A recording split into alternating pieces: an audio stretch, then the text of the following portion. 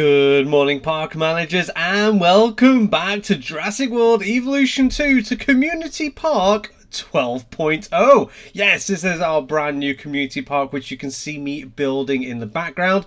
This idea came from Michael Miller. I hope I said it. Is it Michael or Michelle? I don't know why I always struggle with that name, but yes, it's either Michael or Michelle Miller. But they wanted a Jurassic Park 1 themed map on an island a bit like Isla Sorna. So what I've gone and done is basically had a look at the map of Isla Sorna and then kind of just sort of eyeballed it. So it's basically got the same shape. It's going to have the same kind of mountain ranges. As you can see, I'm just like filling in like loads of land, make sure there's rivers and a lake in the middle and various things like this, just like as you see it on the map as well. One of the little islands off into the distance, the one that's in the shadow, we're going to use that to place the hatchery, and we'll get around to that a little bit later.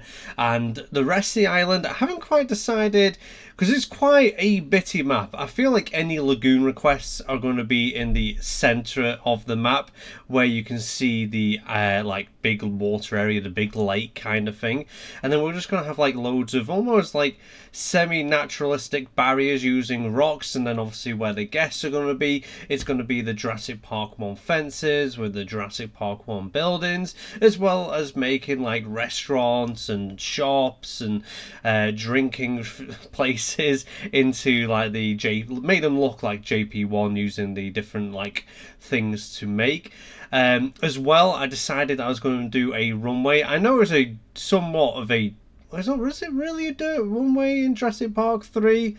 I really can't remember off the top of my head. But anyways, we made a runway on the island, and this is the only building area where I won't be using, like, well, there will be some JP1 buildings, but we actually use the DPD, I think it's called, building, which you'll see me put down in a bit, because it actually has like an air hangar on the side, so I feel like that adds to like the airfield style thing. So we can imagine what's going on here is that in Sorna was successful, they never abandoned it, and they decided to cash in and make themselves a park there. So they just kind of improve facilities in a sense. So yeah, they have that air hangar there just to make it look a bit more like a runway. We do fencing all the way around because you don't want any animals managing to make their way onto the runway, as we've seen how that happens.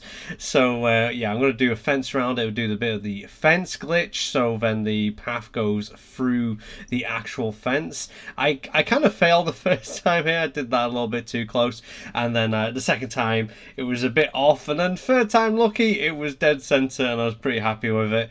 Now the runway isn't a straight box line with the rest of the fence, but I don't think it matters too much. It's just there for aesthetic looks, and I didn't want to take up way too much room, especially with there being like mountain ranges everywhere. It's going to take a fair bit.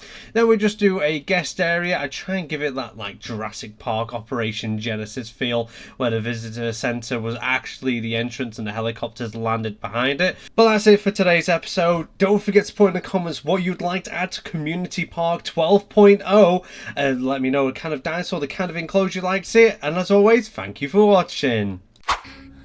What's your story?